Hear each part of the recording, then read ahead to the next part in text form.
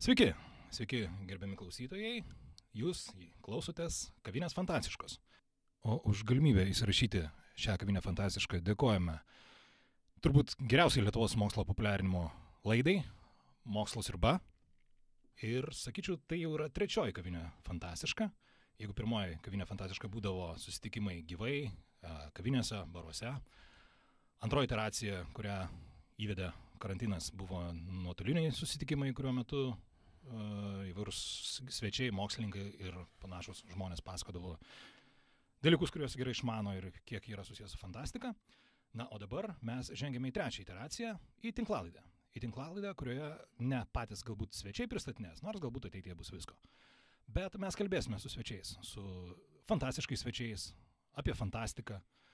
Ir pradėsime turbūt nuo pačių pradžių, nuo Lietuvos fantastikos ištakų. Tai šią tinklalaidę ir pavadinsime Fantastikos istorija Lietuvoje, o šiandien šios Kavinės Fantastiškos vedėjas esu aš, Adomas Rutkauskas, o mano svečias yra, negaliu sakyti turbūt, kad seniausias Lietuvos fantastas, bet, seniausias pagal fantastiškumo stažą, turbūt, arba fantastikos stažą Lietuvoje, Gediminas Beresnevičius. Labą dieną. Sveiki, gyvi. Prajuokina įdomu. Ar tikrai pasakiau, ar galim sakyti, kad seniausias pagal stažą? Ką žinau, negaliu pasakyti. Na, bet jūs įkūrėt visą, iš esmės, fantastų judėjimą.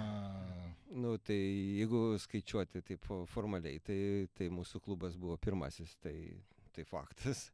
Bent jau aš nežinau, kad būtų kokie nors kiti fantastų klubai tuo metu atsiradę, tai mūsų, tai taip, pirmasis. Žiūrėk, taip, galim sakyti, mes turim pirmąjį Lietuvos fantastą studijoje. Labai smagu. Žiūrėk, norėjau pradėti iš tikrųjų nuo jūsų paties istorijos, nes aš nebijoju, kad jūs ją pasakojat ne kartą. Jau atsibodu turbūt. Bet žinok, dar ne visi girdėjo ir ne visi skaitė, nes dar tik kokį 10 kartų tai yra pakartota, tai pakartokim ir 11. Tai nuo ko prasidėjo jūsų paties kelias į fantastiką? Ir kodėl būtent fantastika užsikabino ir pasiliko tokiai žymiai gyvenimo daliai? Oi, tai turbūt jeigu jau kapstysimės į tos priešistorinius laikus, tai turbūt nuo pradinės klasės, kai pradėjau rašyti stebuklinės pasakas. Juokinga dabar prisiminti, nes prisiminiau vieną tokį epizodą, kad, aiškiai, mano herojus ten joja su arkliu per degančią žemę ir jam skauda kojos. Prisimenu dėl to, kad iš manęs iš šito epizodo juokėsi brolis ir tėvai.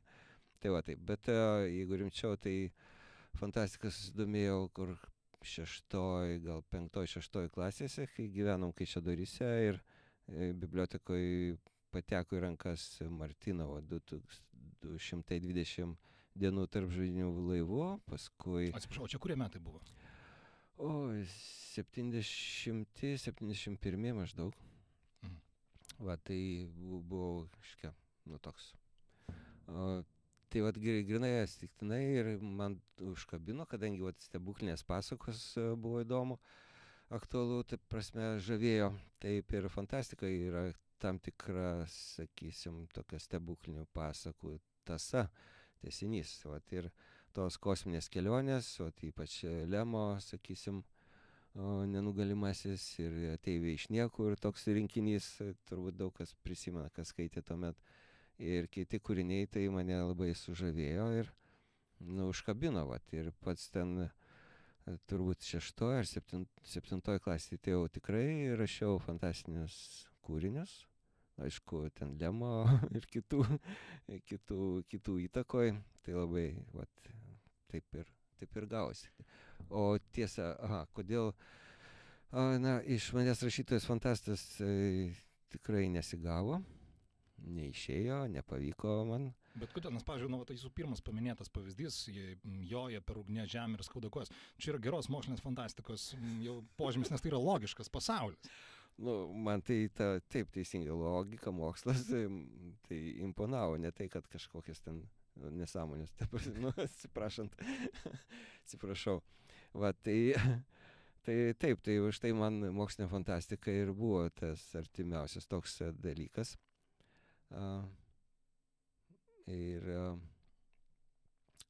Tiesą sakant, tokios kaip fantasy, kaip mes dabar žinom, Tolkieno ir kitų, tai tuo metu ir praktiškai ir nebuvo tokių knygų. Bet galiu pasakyti, tai dėl to, kad nesigavo kaip rašytojas, fantastas, tai man pateko knyga 71 metais išleista, šiandien pasižiūrėjau. Julijaus Kagarlickio, vadinasi Što takoje fantastika, kas tai yra fantastika, rusų kalba. Ir ten įžanginėme žodyje jisai paminė, sakant, amerikiečių fantastikos raidos tokius fragmentus.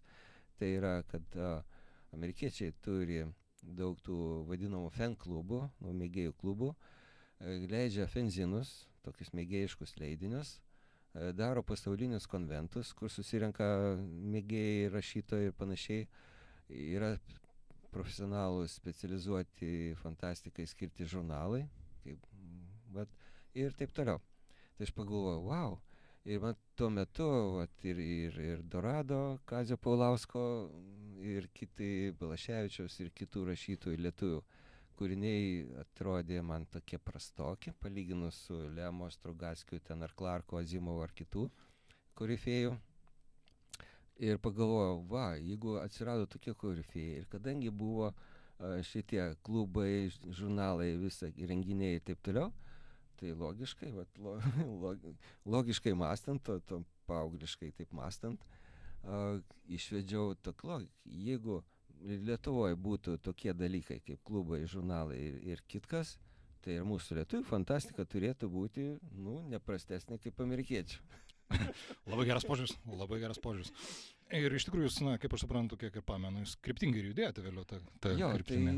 Tai taip, susidariau tokį planą, pasirašiau, ką reikia padaryti Lietuvoje, maksimalistiškai, taip jaunatiškai, absurdiškai dabar. Ne, bet tai gerai, labai sveika ambicija, sakyčiau tokia. Jo, tai tikslus žodis, ambicijos žiauriai didelės. Kad reikia įkurti žurnalą, reikia įkurti klubą, reikia bibliotekos, kadangi knygų deficitas yra, ko čia dar reikia? Reikia renginių. Susidariau tokį planą ir ieškojau bendraminčių, nes pagalvojau, vienam tai čia praktiškai misija neįmanoma. Ir taip atsitiktinai įvyko, kad fizikos fakultete, kai tuo metu mokiausi, susipažinau su Romualdu Buivydu, kuris pasirodė irgi fantastiką labai mėgsta, taip pat kaip aš, skaito visokias knygas fantastinės ir panašiai. Tai su juo mes pradėjom draugauti, aš pas jį atvažiuodavau, daugiausiai pas jį, pas mane retai, bet tai ten sėdėdavom pas jį kambarėlyje ir diskutuodavom apie fantastiką, apie viską ir panašiai. Ir paskui aš jam sakau, davai kūriam klubą. Oi, sako, baigtų, ką čia nesąmonės. Sakau, kodėl ne? Kodėl nepabandžius? Ne, čia reikia pagalvoti, viską apgalvoti. Gerai, apgalvojam, viską svarstom. Taip svarstėm 2 metus maždaug. Diskutavom įvairiausiai panašiai, nes, supraskite, tai buvo sovietmetis.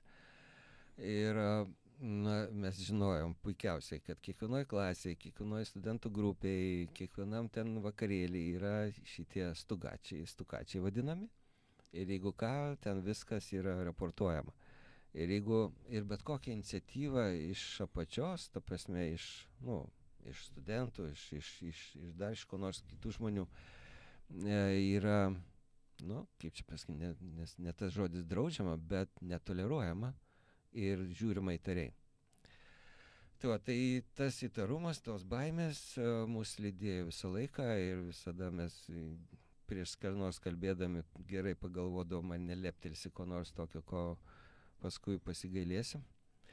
Bet tai taip ir galbūt ir būtume su tuo Romu diskutavę iki begalybės. Bet atsitiktinai sutikau kitą tokį pažįstamą draugą, Artūrą Kakarą. Ir jis sako, buvo toks epizodas, jeigu galbūt aš pasakoju, neprisimenu. Sėdėjom 3 medininkų kavinėje pilies prie Aušros vartų. Beros dar yra, gal jau nebėra. Kavinės fantastiškas vaibas jau ir tais laikais, reiškia, buvo. Taip, kelios kavinės buvo. Vaiva buvo, ten literatai, medininkai. Bet fantastikos judėjimas prasideda kavinė. Gerai, čia užskaitom. Jo. Tai 3 sėdėjo mano draugė, kuri dabar žmona yra, Artūras ir aš. aš tam Artūrui sakau, jis irgi fantastika domėjęs, taip toliau sakau, nu va, čia yra tokia mintis kurti klubą. O, sako, davai, kūriam. Aš taip žaktelėjau, nieko savo, be jokių diskusijų, ten abejonių panašiai. Tai va, tai ir per tą vakarą sugeneravom planą, kad iškabinom skelbimus visuose universiteto fakultetuose, kaip tuo metu būdavo, kas į kokį šokį būrelį ten kviečia, kas dar kažkur nors ir panašiai. Tai va, ranka parašėm, nu, nežinau, aš turbūt parašiau, nes vieną turiu dar išlikusi skelbimuką, kad tokią tai valandą, tokią dieną kviečiam į klubų, fantastų klubo įkūrimą. Susitariau su astronomijos observatorijos vedėju, tai amžinatilis profesorių Vytautu Straižiu, kad duotų auditoriją tą vakarą. Tai va, nu, prieš tai, aišku, ruošiamės, nemėgau naktį, nervinausi, galvojom visokius variantus, ką čia reikės daryti, pasiruošiam paskaitas, kelias paskaityti atėjusiems naujiems klubo nariams ir panašiai. Vat, nu ir galvoju aš dabar, kiek čia tų žmonių ateis, nu, gal kokie 5, jeigu ateis, tai visai nieko bus. Atėjo apie 80 žmonių. Wow, įsivaizduoju jausmą. Tai va, tai toj mažoj auditorijai ir sėdėjo, ir stovėjo ten, ir susikūrė, ir koridorių, ir iškia per atviras duris klausėsi, kas vyksta, nes visi netilpo. Tai va, tai buvo toksai, nes aš žiūriu pro langą ir taip būrelis žmonių eina, dar eina, dar eina, dar eina ir dar eina. Sakau, kur čia jie visi eina? Jie visi čia ateina į auditoriją. Tai va, tokia buvo pradžia.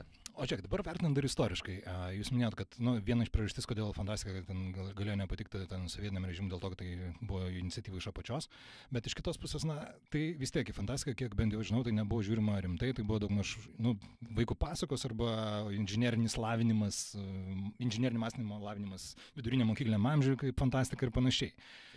Tai o kodėl tada uždrausti jeigu tokį dalyką, nes iš vienos pusės tu gali fantasy apibūdinti kaip folkloro rinkimą, kas buvo tikrai nedraudžiama sovietmečiui, nuo fantastikos mokslinės požiūrį mes jau apžvelgiam. Na, fantastika yra, galima čia žiūrėti plačiau. Tai taip, visose knygose, kur ten, sakysime, kad ir Strugatskio ar Lemo ar kitų, buvo parašyta viduriniam, ne, kokiam tai? Viduriniam. Jaunesniajam ir vyresniajam. Jaunesniajam ir viduriniam, kiek pamenu. Jo, mokykliniam amžiui. Tai buvo laikoma literatūra vaikams.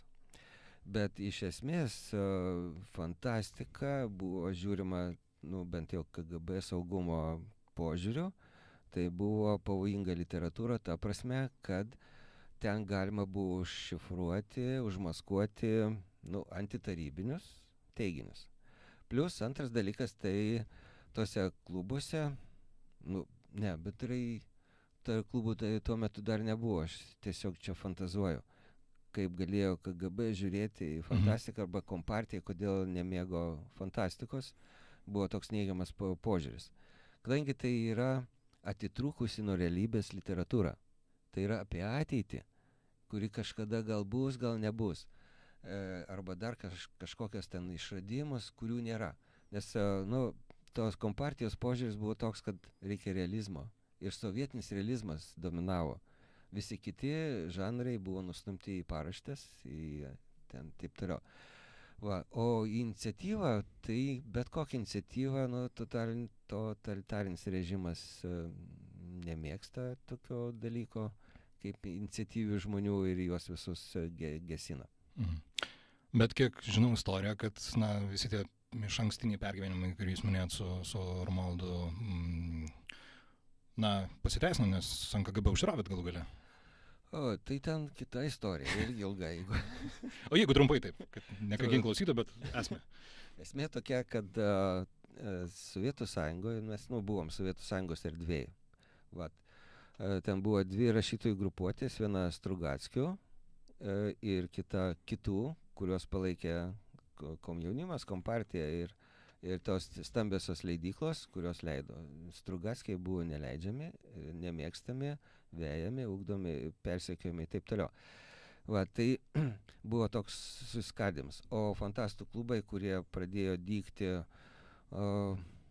kuris čia dešimtmetis, 80 kelinti, tai va, tą dešimtmetį pradėjo dygti, atsirasti įvairūs fantastų klubai. visoje Sovietų Sąjungoje ir juose buvo propaguojama kas? Pirmiausia, vakarietiška kultūra, tai yra vakarų autoriai, ir plus Strugatskiai, kurie nemėgstami, kurių kūriniuose irgi kaip tik ir buvo užšifruoti tokie antitarybiniai elementai, mintis bent jau idėjos. Tai ir tie, kurie, reiškia, buvo toj kaip sakant, dominuojančioje pozicijoje, apskundė fantastų klubus, fantastikos mėgėjų klubus, kad juose būtent propaguojama buržuazinė ideologija, sionistinė, kadangi Strugatskiai žydai, tai irgi didžia rusiškas šovinizmas pasireiškė. Tai ir per visą Sovietų Sąjungą buvo pasiųsti laiškai, įsiaiškinti, pažiūrėti, patikrinti fantastų klubus. Tai mes ir papuolėm į tą bangą. Tai buvo 84 metai. Bet viskas, jūs dar kalbat su manimi, tai viskas kaip ir baigėsi gerai. Taip, mus išgelbėjo tai, kad mes buvom susitarę jokios politikos klube, kad nebūtų preteksto nei mažiausio, nei užuominos, kad uždaryti klubą dėl to, kad ten kažkas tokio politiško vyksta. Tai buvo absoliučiai jokios politikos, plus mūsų popieriai buvo tvarkingi, mus tikrino viskas, kas tik gali. Ir saugumas, ir komjaunimas, ir kompartija, ir taip toliau. Ir kultūros ministerija patikrino mūsų biblioteką ir pasakė, puikiai tvarkoma biblioteka. Wow, geras. Jo, nes mes turėjom formuliarus, skaitytojai turėjo formuliarus, knygos numeruotos visos. Beje, čia šiaip įdomu, kokio dydžio biblioteka tuo metu buvo? Oi, tuo metu labai nedidelė, tiesiog sunešėm savo knygas ir tiek. Tai bet kiek čia? Aš šiaip neįsivaizduoju, 100, 200? 200-300 maždaug. Tai ne tiek ir mažai iš tikrųjų. Ne, tai nėra daug. Kaip fantastika tiems laikams, aš manau, čia... Iš esmės visą didžioji dalis Ridanų išleista. Nebuvo dada. Tai aš suprantu, taip, bet tiesiog, man atrodo, kiek 400 buvo išleista, jūs jau tuo metu 300 turėjote, tai čia pakankamai spūdinga. Tai matot, didžioji dalis buvo rusų kalba. Tai tas ir sudarė didžiąją dalį, nes lietuvių kalba tai vienetai, kiek ten Zenito, Drąsių kelių ir pavienių autorių. Tai ir dar plius mus išgelbėjo Saulius Kanišauskas, planetariumo direktorius, kuris turėjo tokį gerą, nežinau, kokį pokalbį su tais KGB karininkais, kuris reiškiai tikino juos, kad čia nėra nieko tokio pavojingo. Tai taip, dėl to ir sėdžiu čia dar. Žiūrėk, dabar kitas momentas. Pavyzdžiui, aš atsimenu savo paties kelią į fantastiką ir į tą fantastų bendruomenę. Nes aš jau atėjau pakankamai vėlai, apie 2000-osius kažkur metus, ir tuo metu buvo pagrindinis komunikacinis kanalas Fantastika LT forumai. Ir buvo IRC kanalas, jūs turbūt jau nebebuvote. O tarp kitko, forume fantastikos nebūdavo jūs, ne? Ne. O aš turėjau tarimą, kad ten jūs žinau, kad vienas toksai buvo. Jo?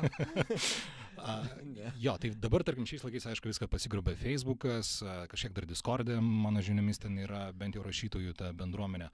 O kaip būdavo iki internetiniais laikais, iš kur susižinodavo žmonės, kas vyksta, jūs leisdavot leidinuką kažkokį, galima plačiau apie tai? Jo. Nuo pačių pradžių, kaip sakant, nuo 81 metais mes, nes pagal mano planą turėjo būti žurnalas.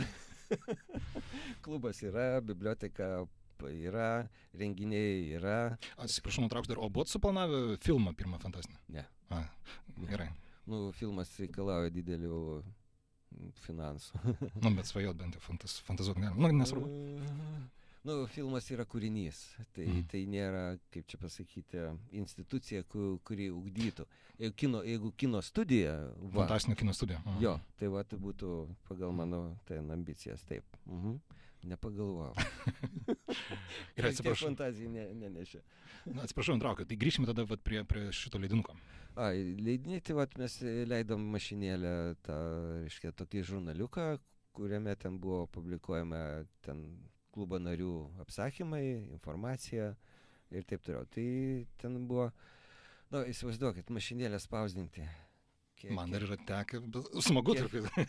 Taip, įdėlį 5 kalkės, jau 6 egzempliorius ten vos įskaitomas, ne? Tai vieną kartą spausdini, kitą kartą spausdini, jau turi kiek, 12 egzempliorių, ne? Dar spausdini, dar 6, 18 egzempliorių. kiek ilgai ten spausdins. Nu, bet tai taip mes dauginam, tai praktiškai tai klubo nariams. Bet kai 88 metais jau atsirado tai techninės galimybės atšviesti, kserokopijas daryti, ten buvo tokie mašinos dauginimo aparatai. Tai va, tada jau pradėjom leisti tokią informacinį leidinį Infosferą. Tai va, tai ir plus, kaip atsirado Lituanikonai 90-ais, tai per juos platindavom. Turėjau prenumeratą, skaitytojus, jiems išsiųsdavau paštu tos Infosferas. Ir koks tiražas, jeigu nepamenat? Kai šita buvo 92 ar 3, dabar neprimant metais, Infosfera specialiai Lituanikonai buvo išleista 1000 egzempliorių tiražu. Geras. Jo. Tai va, bet aišku, ne visi egzemplioriai parduoti, dalis išdalinta, dalis ten, nežinau, kur iškeliavę, panašiai. Bet šiaip tai buvo 100-200 egzempliorių. Tai maždaug gal toks. Bet žiūrėkit, čia jūs minėjote, kad pirmieji ten tie jūsų spausdinimo mašinėlė išleisti leidinukai buvo skirti tik tai klubiečiams. Jo, taip, tai iš esmės informacija už klubo ribų tiesiog nesklydo. O kaip tada žmonės ateidavo į naują klubą, per draugus ar kaip? Plius, 81 metais atsirado komjaunimo tiesa. Tiksliau, iš komjaunimo tiesos paskambinti ir sakė, nesužinojo apie mūsų klubą, nes mes rengėm planetariume tokius seminarus, tokie mini renginukai. Ir paskambino pavaduotojas redaktoriaus, sako, čia mes turim įdomių susitikimų puslapį, tai man tas labiausiai patikdavo, tą puslapį ir skaitydavau tik tai. Ten visokios naujienos, technikos mokslo ir panašiai, tai sako, mes galime jums skyrelį, fantastikos skyrelį duoti. Wow, valio. Tai mes gal ne kiekvieną šeštadienį išeidavo tas puslapis ir ten gal ne kiekviename laikraštyje skyreliai buvo mūsų ten arba apsakymas, arba straipsnis. Ten apie klubą parašiau tokį, tiesiog taip ir vadinasi Dorado.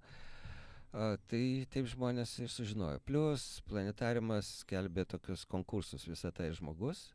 Aš sakau direktoriui, davai ir fantastika. Gerai, sako, valio.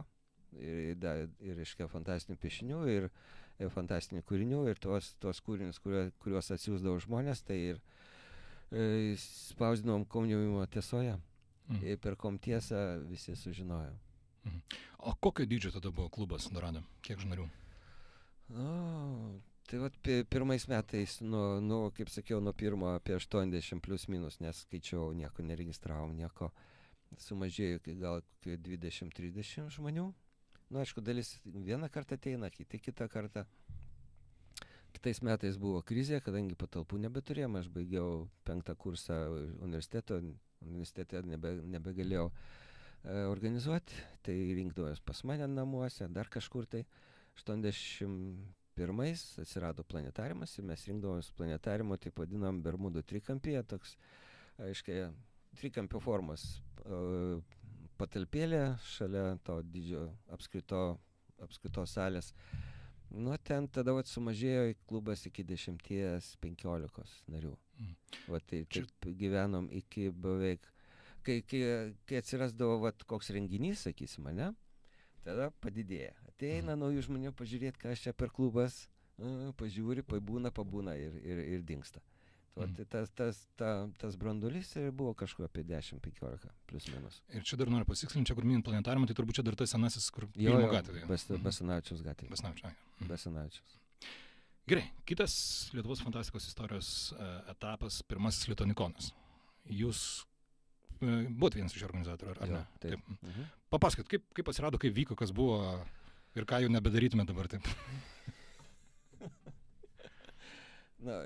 Pati mintis sklandė seniai, kadangi, kaip sakiau, mes nuo 81 metų planetariume rengdavom tokius vienos dienos renginius. Tai buvo kokia paskaita, diskusija ir filmo pažiūrėjimas. Nes, pamatyti filmą tai buvo tada, irgi šioks toks iššūkis. Bet kai atsirado jau nepriklausomybė, galimybės, atsivėrė vakarai, daugiau laisvės, nebėra tų suvaržymų. Ties 84 metais užraukė mums viską kompartija. Ir skyrelį uždarė. dar buvo skyrelis jaunimo gretose, vaizduotėjai skirtas, renginius uždraudė, apie leidinius jau čia nei kalbos nėra. Tai va. Tai kai atsivėrė tokios galimybės, pradėjom galvoti, tai davai reikia kažką tai rimtesnio, kokio renginio. Tai va ir buvo, pavadinimą sugalvojo Rolandas Maskoliūnas. Mano buvo kitoks, lietuviškesnis, bet tai... O koks, jeigu nepaslaptis? Dabar galvoju ir neprisimenu. Ne, tiesiog... Nesvarbu. Nesvarbu. Bet vat mes perėmėm tą formatą iš vakarų, tai yra konventai, reiškia Eurokonas, Worldkonas, ten dar koks nors, reiškia vietinis, reiškia ir panašiai. Tai vat konventų forma, trunka kelias dienas ir ten vyksta renginiai lygiagrečiais srautais. Tu gali rinktis, eiti paskaitą, regi susitikimą ar diskusiją, pažiūrėti ar filmą ar žaidimais. Tai va tas formatas ir buvo toks, tai mes su Rolandu ir praktiškai sudėliodavom visą dienotvarkę, ta prasme, programą. Jisai parinkdavo filmus, aš rumpindavausi lektoriais, paskaitom, diskusijom. Tai va, tarkim, lyginant su dabartiniais lituanikonais, aš kiek paskutinį kartą jūs mačiau prieš porą metų, ar ne? Jūs vat galit palyginti. Ar panašu, nors kiek dabartiniai lituanikonai, aišku, dabar filmų peržiūrų nėra, bet ar panašu, ar visiškai kitaip būdavo? Didžioji dalis renginių ta pati, yra paskaitos, sakysim, žaidimai, žaidimų sfera išsiplėtė, kadangi atsirado daugiau visokių ten tų žaidimų ir galimybių panašiai. Bet ko nėra, tai nėra spektaklių. Ir dar atsimenu, kažkoje būdavo ir kaukė dar festivalis. Taip, tai būdavo tiesiog ne šiaip kaukės, bet tai klubai atsiveždavo savo vaidinimus su kaukėmis, su dekoracijom, su muzika ir taip toliau. Va, tai per pirmosiuose 3, 4, 5, pirmosius lituanikonus tai ir būdavo ten net konkursai, kas geresnį spektaklį parodys. Ne šiaip, kad vienas kitas spektaklis, bet būdavo daug tų spektaklių. Ir rinkdavom geriausią kaukę ten ir taip toliau. Tai va, to nėra. Ko dar nėra? Visa kita, ko gero yra.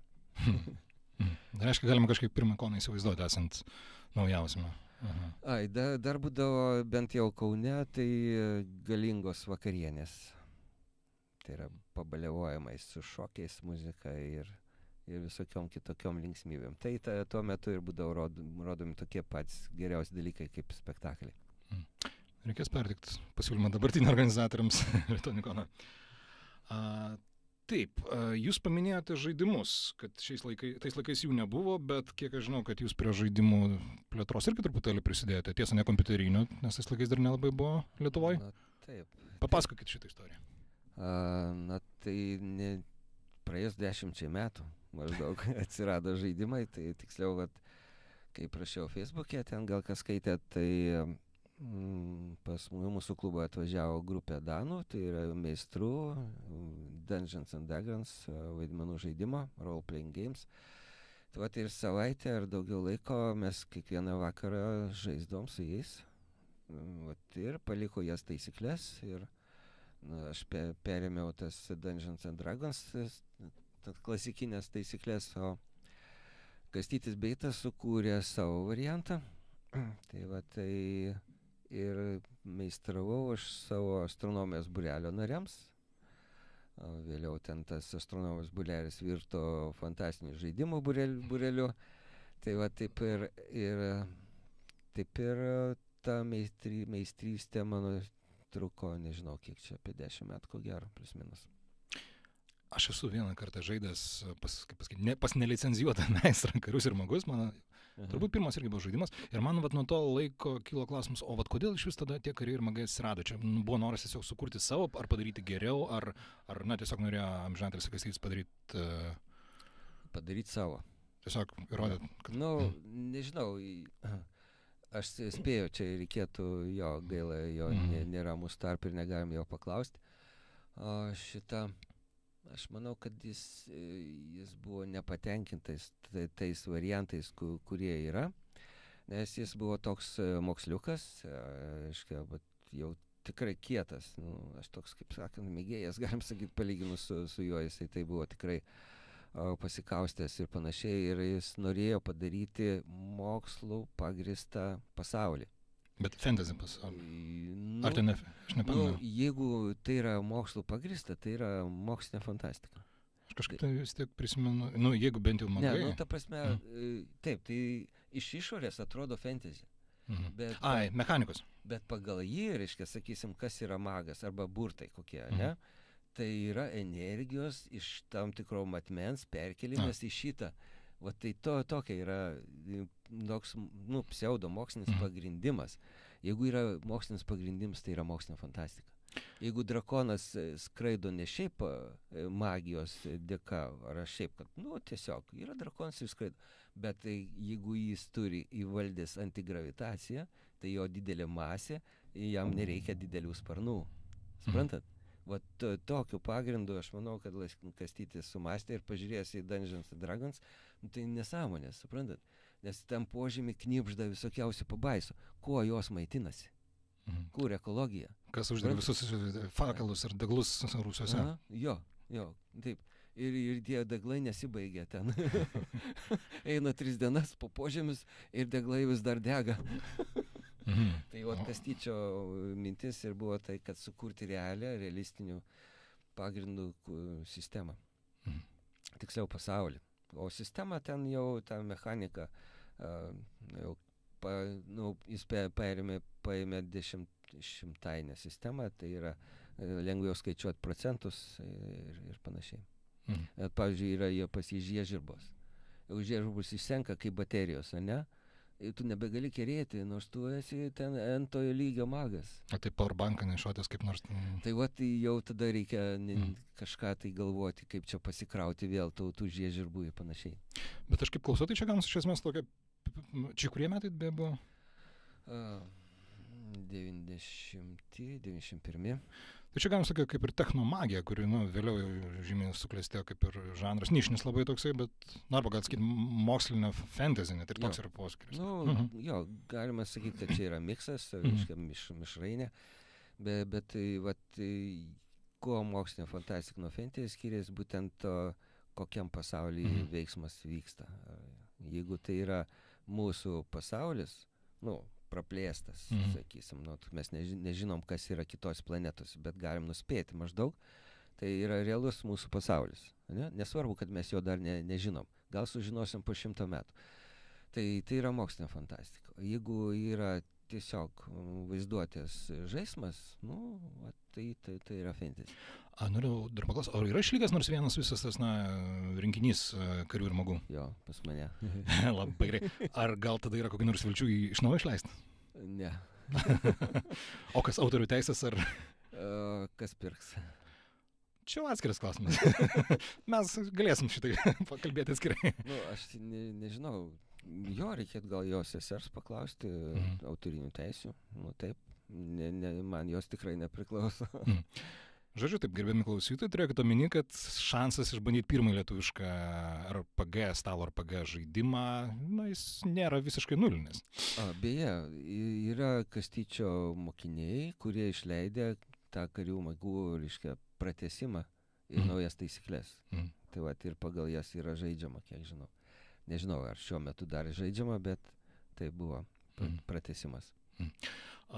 Gerai, jūs, tai buvo kariai ir magai, jūs dar kažkokį žaidimą, kiek kažkur aš tai buvote išleidęs? Ardano lobiai, toks stalo žaidimas, labirintas, po kurį eini ir dubasinį šitas pabaisas. Bet irgi jūs galų gale fantastikai nepasilikot kaip žaidimų kūrėjas ar leidėjas. Jūs tai išbandėte, bet, šiaip jūs, sakyčiau, tapote lietuviško tokiu, tiksliau, Lietuvos Algiu Budriu, kuris tapo leidėjų, redaktoriumi, o ne kūrėjų ir ne tuo. Tai kodėl tie žaidimai jums pasibaigė šiuo atveju? Tai pasimaišė tie danai. Nebūtų atvažiavę, nebūtų tų žaidimų ir nebūtų mūsų klube ten. Galbūt jie vėliau būtų buvę ir panašiai. Bet kodėl nepasilikote prie žaidimų? Kodėl nepasilikau? Šiek tiek pasilikau, kol turėjau būrelį, tol vedžiau, paskui karius smagus vadinų žaidimų užgožė kortų žaidimai Magic the Gathering, kurį su Galdiku parvežėm iš Eurokono į Glazgę. Vat, Tai jis dar ir dėl šitos epidemijos kaltas, supratau. Jau šiek tiek, bet čia Galdikas labiau. Va, bet aš aktyviai prisidėjau prie tų platinimo komercinės, reiškia, prekybos šitom kortom. Buvau kortų prekiautojas. Dileris. Dileris, jo, tai šiek tiek prisidėjau, bet tai buvo tokie šalutiniai reikalai. Ir va, jūs kaip minėjau, kad, aš nežinau kaip kitiems, bet man vis tiek jūs esat pagrindinis tas redaktorius, fantastikos redaktorius, leidėjas kažkiek, ateinam prie tų su GLF laikų, geriausios Lietuvos fantastikos. Va čia labiau reikėtų apie tai kalbėti. Tai pasakokit viską dabar. Tai istorija sena, nuo pat pradžių klubo gyvavimo, tai ir sumanymas buvo ne šiaip fantastikos mėgėjų klubą kurti, o rašytojų, fantastų klubas. Skirtumas, Rolandas ir pyko, kokių čia fantastikos mėgėjų, visam pasaulyje yra fantastikos mėgėjų, o čia kažkokie fantastai. Tai mano sumanymas buvo, kad suburti rašančius, kuriančius fantastiką, piešiančius gal daugiau rašančius, kad auginti rašytojų kartą. Ir mes klube aktyviai tuo užsiėmėm. Kiekvienas ten atsineždavo savo apsakymus, aptarinėdavom, sudirbdavom, kritikuodavom, tas užpykęs trenkdavo durim, išeidavo autorius, sakė, daugiau čia neteisiu. Ir ateidavo kitą savaitę, ne? Vėl atsineždavo naują ir vėl istorija kartodavosi. Tai kūryba, literatų rašančių skatimas ir buvo mano tų ambicijų programų pagrindinė dalis. Ir tai mes ir, kaip ir sakiau, skelbėm Visatai žmogus konkursą ir Komjaunimo tiesoji buvo skelbimai ir taip toliau. Tai ir buvo klube sukaupta daugybė šitų apsakymų. Vat aš pažiūrėjau kažkada, tai ruošiausi klubo jubiliejų kažkaidės, žiūriu šitos Jurgos Ivanauskaitės. Reiškia, bet yra tik tai įrašas, kad jinai pateikė konkursui savo apsakymą, bet jo nėra.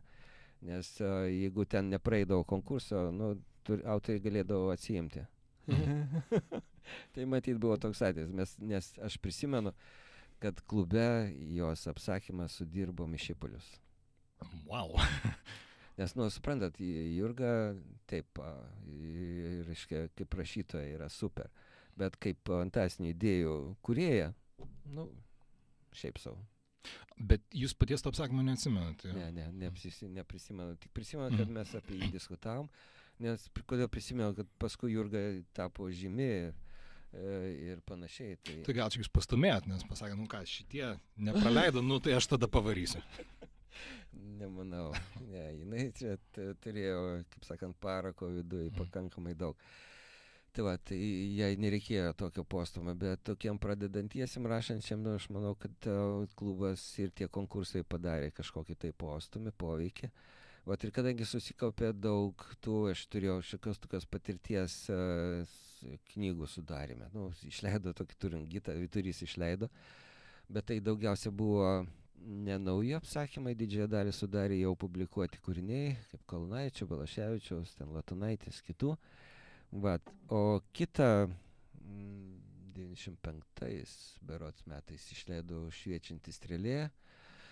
Ten jau buvo faktiškai visi nauji kūriniai. Iš tų konkursų, iš klubų archyvų, iš kiek aš buvau sukaupęs, tai trinkom, aš ten ilgai redagavau ir panašiai, ir ilgai prie to sėdėjau. Tai toks ta Šviečianti strėlė išėjo, grynai iki konvento. Ir tą rinkinį pamatė Piligrimas, Eridanas. Tai sako, davai padarom rimtą rinkinį, nesokį čia kažkokį. Tai gerai, sakau, davai. Tai taip ir gausi iš tų, reiškia, konkursinių kūrinių. O dar noriu paklausyti, atsimenu, būdavo Dorado raganos. Čia buvo periodinis ar tiesiog kada? Jo, tai irgi toks kaip Infosfera. Tai tiesiog merginos užpyko matyti ant manęs, kad aš čia nemažai tos kūrybos to Infosferoje leidžiu. Tai buvo labai ribota apimtis, nedidelė. Jos nutarė įkurti gerą žurnalą, tokį rimtą literatūrinį. Tai jos padarė spalvotą, ten su dideliais kūriniais ir panašiai. Tai Jo, šitą Dorado raganos tikrai suvaidino didelį vaidmenį. O ar yra išlikęs archyvas? Jo. O skaitmeninis? Ko gero. Nu, PDF, tai, skenuotas variantas. Ne tekstinis. Bet jis nėra kažkur viešai padėtas, publikuotas. Oi, buvo keletą projektų, kurie buvo pasiryžę sudėti visus fanzinus į kažkokį tai portalą, bet tai, duodavau ten nusiskenuoti ir panašiai, bet tai negirdėjau, kad jie būtų pabaigti iki galo. Gal kažkur tai ir yra, aš nežinau. Gerai, tai sugrįžkime prie to, ko jūs baigėte geriausią Lietuvos fantastiką. Jūs sakėte, kad jūsų visa misija buvo skatinti kurti, rinkti geriausius. Tai kaip jūs pasvernat, kaip jums sekėsi tie galefai? Kiek jų išėjo, man atrodo, 5 ar 6 iš viso? Aš sudariau 3 rinkinius, po to dar 2 išėjo be manęs, jau kiti sudarytojai. Aš manau, kad pirmasis buvo pats geriausias, antras šiek tiek irgi geras. Taip, į antrą ten sugrūdau ten daug, sakant, kuo daugiau, kad tilptų. Nežinau, čia ne man vertinti, kiek jie padarė įspūdžio, kiek skaičiau, kad tai buvo bomba, kad čia dar kažkas tai tokio. Nežinau, čia jau reiktų kitų. Bet jūs tam Facebook'o įraše, garsiame, pasakė tokį dalyką, kuris galbūt skaitytojo galėtų ne tai kažką bet nustebinti, nes jūs rašėt, kad galefai visų pirma buvo skirti rašytojams, o ne skaitytojams. Bet tai iš tikrųjų iš dalies kažkiek, tai nebuvo vien juokelis. Ne, tai rimtas teiginys, aš nejuokauju. Tai taip, buvo užmačia tokia, kaip ir visa veikla, mano, tai yra skatinti rašančius, kuriančius, kad ir žaidimus, kad ir kažką kitką, kad būtų ta lietuviška fantastika prilygtų amerikietiškai, ne bet kam. Tai tokios ambicijos, nežinau, kiek čia pavyko. Kiek galime vertinti, pagrindiniai, nežinau, ar galim pagrindiniai, bet tikrai įsidėmėtini autoriai, kurie buvo GLF, kurie buvo stiprus kūriniai, jie nemaža dalis, arba bent jau keli, ir išleido po romaną ar kelis. Taip, Ivanickas, Žilinskas ir kiti. Bet, žiūrėkit, GLF baigėsi ir iš esmės, bent jau negliskai ta senoji fantastų mokla, čia antroji fantastų turbūt kartą, ar kaip čia skaičiuoti istoriškai, baigėsi ir nieko naujo kurį laiką nevyko, vyko tik labiau tokie, galbūt po truputį vėliau atsirado, sakyčiau, ne tai, kad komerciniai projektai, bet atspindintys jau šiuolaikinį kontekstą, ten, pavyzdžiui, tas Marius Pietaris ar kažkas tokio, kur Hario Poterio klonas, aš pats jau neskaičiau ir aš jo tikrai nekalbinu, aš manau, kad galbūt ir gera knyga, nes, atitiko lūkesčius, tai ir viskas gerai. Ir aš nemačiau, kad jin buvo labai išpikta, bet, nebuvo tokio, aš atsimenu, kai išeidavo ar Žilinsko, ar Ivanicko knygos, būdavo tikrai, mes galėdavai pakelti ir kokiam užsieniečių draugui parodyti tvirtai kumščius laikydama, žiūrėk, mes turim lietuviškos mokslinės fantastikos romaną, ką jūs turit. Aš galėdavau tą parodyti 10, jeigu tai būdavo Lenkas tas draugas, bet čia atskiria kalba. Bet dabar kažkaip taip nežinau, kaip jūs manat, kodėl taip yra, kodėl dabar, ar galbūt nesu tokiu trenksmu išeina, nes ta bendruomenė išskydusi yra, ar tiesiog mažiau reklamos dedama. Taip, mes turėjome Tapino Vilko valandą, Maro valandą. Tai čia unikalus atvejis, apie jį atskirai turbūt šneka būtų. Jo, nežinau, čia, dėl to, kad mano ambicijos nepavyko, galbūt dėl to, nes suprantat, tie specializuoti žurnalai buvo 2 variantai, Kaukas ir Imperija, ne? Tai nelabai sėkmingi variantai. Po 4 numerius išėjo. Taip, jo. Tai jie startavo visai neblogai, bet tai išsikvėpė, kadangi rinka mūsų maža ir savikaina milžiniška, neatsiperka komerciškai. Tai kadangi nėra žurnalo, nėra ko dar, nėra normalių konventų. Girdėjote? Jūs supratote, ką čia kreipiamas, ar ne? Juokauju. Savim suprantame. Šitą dar kažko tai, bet kad būtų kažkoks didelis rezultatas, turi būti ir atitinkamos pastangos. Atitinkami dideli pinigai, tarkim, ar dar kažkas tai tokio. Nes, suprantat, dabar, nežinau kiek dabar, bent jau prieš 20-30 metų, ir dabar turbūt fantastika yra komercija, kaip ir bet kas. Yra, reiškia, ne tik knygos, bet ir marškinėliai, ten žaidimai, figūrėlės ir visa kita. Jeigu koks geras pasaulis, tai žiūrėk, jau pasileidžia visa industrija ir filmai ir taip toliau. Tai nežinau, tai galbūt to pas mus nėra. Bet aš sakyčiau dar kitaip, tais laikais, pavyzdžiui, galbūt tai mano vien požiūris, bet aš manau visos mano kartos ir va to mūsų laikų fantastų požiūris buvo, kad fantastika buvo ir ideologija kažkuria prasme, kad tu esi fantastas, tave domina būtent fantastika ir jeigu tu išgirsti fantastiką, tu iš karto pastatai ausis, nes tai yra to mėgstamas žanras. O dabar nežinau, gal bent jau man yra toks įspūdis, kad visą tai susiniveliavo, kad tarkim, žmonės žiūrint tos pačius Marvelio Hollywoodo filmus ir jie vertina taip, kaip nekreipia dėmesio, kad tai yra fantastika. Aišku, kitas klausimas, kiek nėra fantastikos, bet čia palikim kitą diskusiją, bet tiesiog šiais laikais nėra to akcento, kad tai yra fantastika ir pagal tai nėra atsirinkimo žmonių. Nežinau, čia gal pasakysiu tokią teiginį. Tai, kad įspūdis toks, kad šiais laikais viskas sumalta. Vat, ir nebežinai, ir tas teiginys mane siutina, pavyzdžiui, kad nežinia, kas yra tiesa, kas netiesa, kur melas, kur tiesa, kur faktai, kur nuomonė. Ir galbūt tas toksai aiškių ribų neturėjimas, nes mes jau anksčiau, mane ir piktindavo savo jaunystės laikais, kai aiškiai fantastinė knyga, bet neparašyta, kad tai yra fantastika. Brač, sakau, kodėl jie neparašo, kad čia fantastika? Ar jie bijo įvardinti, kad tai fantastika? Bet tada aiškiai buvo skiriam ribą nuo tos mainstreamo, tos grožinės literatūros ir kur yra fantastika. Nežinau, gal čia tokia mintis dabar šoja į galvą, nežinau kodėl. O tai žiūrėk, tai Eridano projektas, koks sėkmingas bebūtų, vis tiek jisai pasibaigė. Ir kaip Piligrimas sakė, mūsų rinka maža, neatsiperka. Bet iš kitos pusės, žiūrėk, dabar yra faktiškai nemokamas internetas, faktiškai neribotas savilaida. Kodėl mes neturime autorių tokių, kaip buvo tais spausdintinės knygos apsakymų laikais? Kartais aš domiuosi kūryboje, kūrybiškumo ir visai panašiais dalykais. Yra toks dalykas, jeigu yra spaudimas, jeigu yra apribojimai, yra nelaisvė, tai yra veržimasis į laisvę. Suprantat? Jeigu žmogui pasakysi, kur ką nori, jisai nieko nesukurs. O jeigu pasakysi, per 10 minučių parašyk eilėraštį apie šitą vazoną, ne? Ir kad ten būtų kiekvieno eilutė po 4 žodžius, tai jis ir sukurs. Suprantat? Tai yra tam, čia yra daug aišku veiksnių, bet tai jeigu kas yra per daug, liaudiškai sakant, yra nesveika, tiesa? Jeigu yra absoliuti laisvė, rašyk ką nori, gali publikuotis, ne? Gali išleisti knygą be jokių ten redaktorių, ten leidėjų ir panašiai. Neišleisi. Kad išleisti, reikia turėti ambicijos ir motyvą, taip toliau. Vien tos laisvės neužtenka. Kokie motyvai yra kurti dabar? Jeigu pasaulis tuoj pasibaigs. Atsiprašau.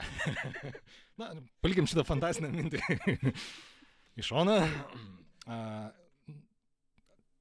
Taip, ar, kaip pasakyt, gerai, persim prie kito, tiesiog vieną iš jau paskutinių klausimų, nes mūsų laikas kaip ir baigėsi, kaip ir klausytojų turbūt kantrybė. Ar dabar pažiūrite, kai vyksta dabar fantastiniai konkursai, literatūriniai konkursai ir dailės kūrinių, ar šiaip medijų konkursai, tam pačiam Lituanikone, Ivanickas kartais skelbia ir panašus. Pažiūrite juos į rezultatus? Ne. Kodėl? Fantastika nebesidomiu. Taip, nutolau nuo fantastikos, atsijungiau, atsiribojau, žiūriu kaip iš kitos planetos, prie didelį vamzdį į fantastiką, kažkas ten kažkur darosi, bet jeigu negali būti 100% ir numeris 1, tai geriau nebūti nei kiek. Čia vėlgi ambicijos, puikybė didelė pas mane. Bet jeigu, tarkim, atsirastų toksai pasiūlymas, Gediminai, jums tiek 100 eurų išleidžiam 1000-mečio galefą. Ar bet kaip kitaip pavadinti, ten buvo teisingai 1000, atsiprašau. Kito 1000, arba bet kokį. Nu, dar vieną, nenoriu sakyti paskutinę, bet, nu, kažkokį tokį vėl padarom. Ar apsimtumėte? Ne, aš esu praradęs kvalifikaciją, kaip sakant. Bet ir redaktorinės turbūt ne. Nu, nemanau, matot, aš neredaguodavau literatūros, ta prasme, kalbos stilių redaguodavau ten profesionalius, reiškia, Diana, prieš tai Ona Mickevičiūtė. Vat jos padėdavo tvarkyti stilių, kalbą, kablelius ir visą kitą. Bet aš redaguodavau idėjas. Taip. Idėjas. Ir sakydavau, va, brangusis, šitą idėją jau buvo pas Clarką tokio knygoje. Nu, tai viso gero. Suprantat? Va. Nes fantastikoje negali kartotis, bent jau mokslinėje fantastikoje. Bent jau mūsų laikais tai buvo, kad jeigu yra jau kažkur tai toks laiko mašinos variantas aprašytas, tai viskas jau čia viso gero. Tu nebegali tokio varianto laiko mašinos naudoti. Būk geras, sugalvok kažką naujo, naują idėją. Arba ten dar kažkas, tai kur tie, sakysim, laiko kilpos, ne, ten susidaro. Tai jau čia, nebesikartok, neįdomu, viskas, viso gero. Tai aš esu praradęs tą reiškia, nu, ta prasme, nebeturiu žinių, nes neskaitau. O norint būti redaktorium fantastikos srityje, turi būti apskaitęs. O tai Vanickas, Justinas, Žilinskas ir kiti, kurie skaito, tai tie gali puikiausiai tą padaryti. Bet, apibendrinant visą pokalbį, aš taip įsivaizduoju, kad vis dėlto, kad fantastika didelį dalį gyvenimo, turbūt didžiąją, buvo jūsų gyvenimo dalis ir tokia esminė dalis, jūs turbūt nesigailit. Galima kitą klausimą? Ne, atsiprašau, šitas buvo paskutinis. Nu, gailėtis nesigailiu, žinoma. O kodėl gailėtis? Nu, šiaip taip, galima buvo kažką kitaip daryti, bet čia jau kita istorija. Taigi, gerbiami klausytojai, šiandien mes kalbėjome su pirmuoju Lietuvos fantastu, kuris pasirodo nesigaili tuo, kad jis buvo fantastu, su Gediminu Beresnevičiumi, ilgamečio Dorado klubo prezidentu, vienu iš pirmojo Lituanikono, vienu iš įkūrėjų, ir daug visokių kitų fantastinių dalykų ir Lietuvos fantastikai dalykų nuveikusių žmogumi. Labai ačiū Jums už pokalbį. O mes... Dėkui, kad pakvietėte. O mes susitiksime kitoje kavinėje fantastiškoje. Šįkart su jumis buvau aš, Adomas Rutkauskas, ir iki kitų susiklausimų.